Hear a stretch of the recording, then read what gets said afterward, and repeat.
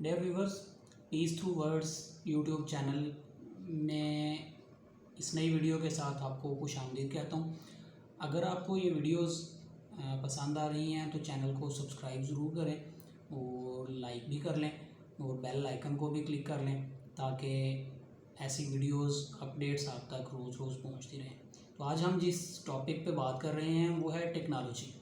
Technology ने जहाँ पर हमें बहुत ज़्यादा फैसिलिटेट किया है, जहाँ पर हमें बहुत ज़्यादा अपडेटेड किया है, जहाँ पर हमें बहुत ज़्यादा अपॉर्चुनिटीज़ प्रोवाइड की हैं, वहाँ पर मेरी नज़र में टेक्नोलॉजी ने हमें निकम्मा भी कर दिया है।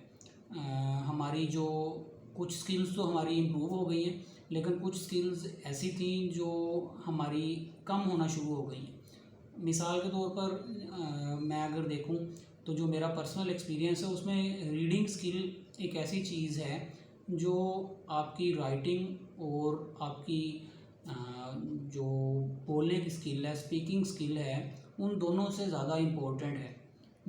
अगर आपने कोई चीज़ राइट करनी है या कोई चीज़ बोलनी है तो उन दोनों के लिए आपका एक अच्छा रीडर होना ज़रूरी है।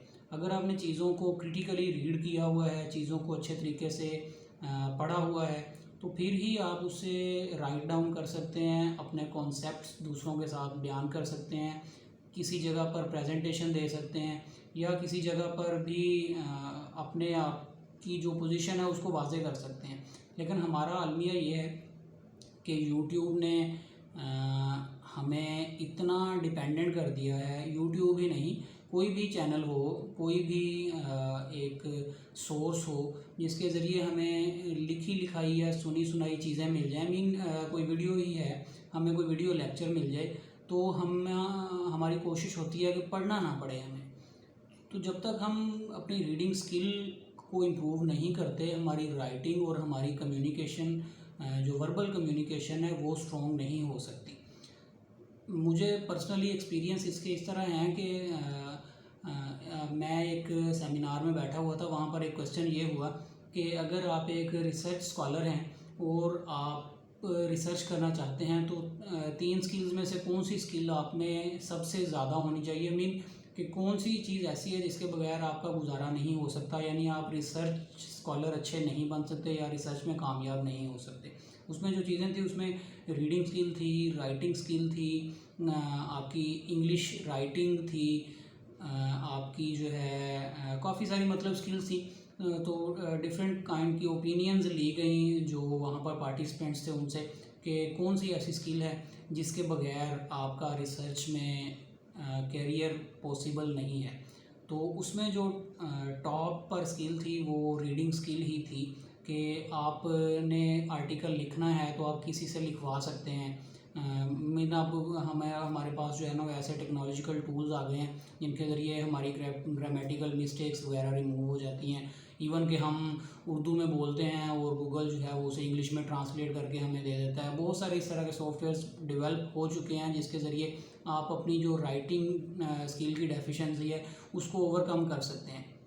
इसी तरह अगर आपने किसी जगह पर बोलना है तो वो भी आप मुख्तलिफ वेज से अपनी प्रैक्टिस करके उसको बेहतर बना सकते हैं। लेकिन जो रीडिंग है इसका कोई अल्टरनेट नहीं है, ये आपने ही करनी है और आपकी जगह पे कोई नहीं कर सकता। फॉर एग्ज़ाम्पल, अगर आपने किसी जगह पर किसी बंदे को कुछ समझाना है या किसी ने आपकी जगह पर बोलना है या किसी ने आपकी जगह पर कुछ लिखना है तो वो तो तब ही लिख सकता है अगर आपने उसको अच्छे तरीके से वो चीज़ ब्रीफ़ की हुई है। और उसको अच्छे तरीके से ब्रीफ़ करने के लिए आपने उस चीज़ को कितने अच्छे तरीके से रीड किया हुआ है ये बहुत ज़्यादा मैटर करता है। तो हमारी इस टाइम सोसाइटी में रीडिंग स्किल पर बहुत ज़्यादा फोकस नहीं हो रहा। रीडिंग स्किल को हमने पीछे छोड़ दिया है। उसका मुझे अंदाज़ा नॉर्मली ऐसे भी होता है कि हम अगर सोशल मीडिया पर कोई कंपेन चलाते हैं, फॉर एग्ज़ाम्पल मैं एक एडमिशन की कंपेन चलाता हूँ सोशल मीडिया पर, जिसमें एक एडमिशन के कोर्स से मुतल्लिक़ मुकम्मल इन्फॉर्मेशन दी हुई होती है कि इस कोर्स का ड्यूरेशन इतना है, इस कोर्स में एडमिशन लेने के लिए आपकी क्वालिफ़िकेशन कम से कम ये होनी चाहिए, इस कोर्स की टोटल फ़ीस इतनी है, इस कोर्स के स्टार्ट की जो डेट है वो ये है, इसकी लास्ट डेट ये है। लेकिन मुझे उस टाइम बहुत ज़्यादा हैरानगी होती है जब जो चीज़ें उस ऐड में दी हुई होती हैं वो सारी चीज़ें जो है वो क्वेश्चंस क्यूरीज़ के ज़रिए दोबारा से पूछी जा रही होती हैं कि सर लास्ट डेट क्या है एग्ज़ाम इसकी, कोर्स में एडमिशन की, इसकी फ़ीस कितनी है, क्लासेस कब स्टार्ट होंगी। यानी ये मैं वो चीज़ें बता रहा हूँ जो ऑलरेडी जो है वो उस को ऐड जो दिया हुआ होता है उसमें सारी चीज़ें मेंशन होती हैं। तो वो इसका मतलब क्या है कि एक्चुअली हम चीज़ों को रीड नहीं करते, रीड किए बगैर क्यूरीज स्टार्ट कर देते हैं। इसी तरह हम बाज़ औक़ात अगर कोई इन्फॉर्मेशन हमारे पास आती है तो हम उस इन्फॉर्मेशन को पढ़ने की बजाय उस इन्फॉर्मेशन भेजने वाले के पीछे पड़ जाते हैं। उल्टा वो जो इन्फॉर्मेशन आपके साथ शेयर कर रहा होता है वो बेचारा उल्टा फंस जाता है कि यार ये मैं कहाँ शेयर कर बैठा हूँ। भाई एक दफ़ा खुद उसको अच्छे तरीके से पढ़ लो, उसको पढ़ने के बाद स्टिल अगर आपकी कोई क्यूरीज हो तो फिर उनको आप डिस्कस कर सकते हैं। तो कोशिश होनी चाहिए कि रीडिंग स्किल को अपनी को बेहतर बनाया जाए, क्योंकि रीडिंग स्किल ही आपकी वर्बल कम्युनिकेशन, रिटन कम्युनिकेशन की बेस है। और अगर आपकी रीडिंग स्किल अच्छी है तो आप एक अच्छे स्पीकर बन सकते हैं, आप एक अच्छे राइटर बन सकते हैं, और रीडर तो अल्टीमेटली आप अच्छे बन ही जाएंगे। तो अपने रीडिंग स्किल को बेहतर बनाएं। वो जैसे कहते हैं ना आलसीपन, तो प्लीज़ रीडिंग में आलसीपन ख़त्म करें। बुक्स रीडिंग को अपनी हॉबी बनाएं, बुक्स रीडिंग को अपनी हैबिट बनाएं। ये आपकी ना सिर्फ वोकैबलरी में इजाफ़ा करती हैं बल्कि आप में कॉन्फिडेंस लेके आती हैं, आपको बोलने के काबिल बनाती हैं, और आपको अच्छा राइटर बनाती हैं, अच्छा स्पीकर बनाती हैं। तो जैसे हम कहते हैं ना कि जो अच्छा स्पीकर होता है उसके पास वो उसमें कॉन्फिडेंस हो तो वो अच्छा स्पीकर बन सकता है। अकेला कॉन्फिडेंस भी कुछ नहीं करता मेरे भाई, जब तक आपके पास जिस चीज़ पे आपने बोलना है उसके बारे में प्रॉपर नॉलेज नहीं होगा। एक रिसर्च हुई है जिसमें ये कहा गया है कि कुछ क्वेश्चंस जो है ना वो पुट किए गए लोगों के सामने एक सर्वे के ज़रिए, और उसमें रखा गया कि आपको जो है वो सबसे ज़्यादा खौफ किस चीज़ से आता है। उसमें काफ़ी सारी चीज़ें थी, मीन के पानी से खौफ आता है, अंधेरे से खौफ आता है, मौत से डर लगता है, स्टेज पर खड़े होकर बोलने से डर लगता है। तो आप यकीन करें उस रिसर्च के जो रिज़ल्ट्स आए उसमें बहुत सारे लोगों ने मौत को दूसरे नंबर पर रखा हुआ था, जबकि स्टेज पर खड़े होकर बोलने को पहले नंबर पर रखा हुआ था। मीन के उन्हें मौत से भी ज़्यादा इस चीज़ से डर लगता है कि स्टेज पे खड़े होकर बोलना है। तो स्टेज पर खड़े होकर बोलने से हमें डर क्यों लगता है?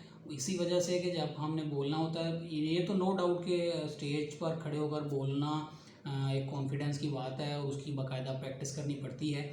लेकिन उसके साथ साथ सेकंड थिंग ये भी होती है कि अगर आपके पास जिस मौजू पर बात करनी है उस मौजू के बारे में कोई नॉलेज ही नहीं है तो फिर आप चुप करके ही खड़े रहेंगे स्टेज पर, आप कुछ बोल नहीं पाएंगे। बोल तो क्या मुझे तो ये डर है कि कहीं जिसके पास कुछ नॉलेज नहीं है वो स्टेज पे खड़ा होकर रोना ना शुरू कर दे। तो इस शर्मिंदगी से बचना है, रीडिंग स्किल को इम्प्रूव करना है। मेरा पर्सनल एक्सपीरियंस है कि हमारी आज की सोसाइटी में रीडिंग स्किल बहुत ज़्यादा लैक कर रही है।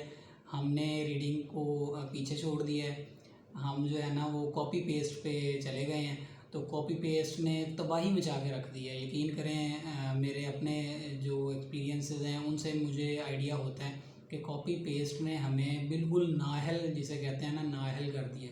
मुझे कहता है ना कि बस वो छोड़े, पढ़े लिखे जाहिल हम बन गए हैं। पढ़े लिखे जाहिल ऐसे ही बन गए हैं कि बुक्स पढ़ी हुई हैं लेकिन वो क्या है उसके अंदर कुछ क्रिटिकली रीडनिंग रिसर्च में हम एक टर्म यूज़ करते हैं critical literature review. Critical literature review में क्या होता है, सिर्फ चीज़ों को रीड आउट नहीं करना होता बल्कि उनका क्रिटिकली एनालिसिस करके देखना होता है कि इसमें कौन से फ्लॉज हैं या कौन सी डेफिशिएंसीज हैं या कौन से गैप्स हैं जिनको मैं एज ले सकता हूँ, रिसर्च टाइटल ले सकता हूँ और इसको मैं कंटिन्यू कर सकता हूँ।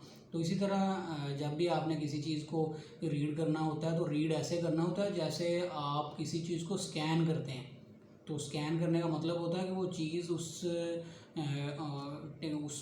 टूल में, उस इक्विपमेंट में सेव हो जाती है। तो इसी तरह आपकी जो रीडिंग है वो भी ऐसे होना चाहिए जैसे आप किसी चीज़ को स्कैन कर रहे हैं और वो आपके दिमाग में सेव हो गई है। याद रखें जब रीडिंग कर रहे हैं ना तो रीडिंग के दौरान हाइलाइटर्स और ये जो सिलेक्टिव स्टडी है इससे बिल्कुल परहेज़ करें। ये जो हाइलाइटर हैं ये आपकी रीडिंग स्किल के कातिल हैं। जब आप हाइलाइटर यूज़ करना शुरू करते हैं, चीज़ों को अंडरलाइन करना शुरू कर देते हैं तो एक्चुअली आप बिल्कुल लिमिटेड हो जाते हैं। आपका जो रीडिंग का एरिया है वो बिल्कुल लिमिटेड हो जाता है। जिसकी वजह से आपके पास जो प्रोडक्ट का नॉलेज होता है वो उस लेवल का नहीं आ पाता जिस लेवल का होना चाहिए। तो हाइलाइटर रीडिंग में कम से कम यूज़ करना छोड़ दें। जब आप रीडिंग कर रहे हैं तो थ्रू आउट रीडिंग करें, अच्छे से रीडिंग करें और क्रिटिकल रीडिंग करें। तो ये या रीडिंग स्किल अगर आपकी अच्छी है तो आप अच्छे स्पीकर भी हैं और अच्छे राइटर भी हैं। उम्मीद है कि जब हम अगली वीडियो में आएंगे तो आपकी रीडिंग स्किल जो है वो काफ़ी ज़्यादा इम्प्रूव हो चुकी होगी। इजाज़त दीजिए। Thank you. अल्लाह हाफ़िज़।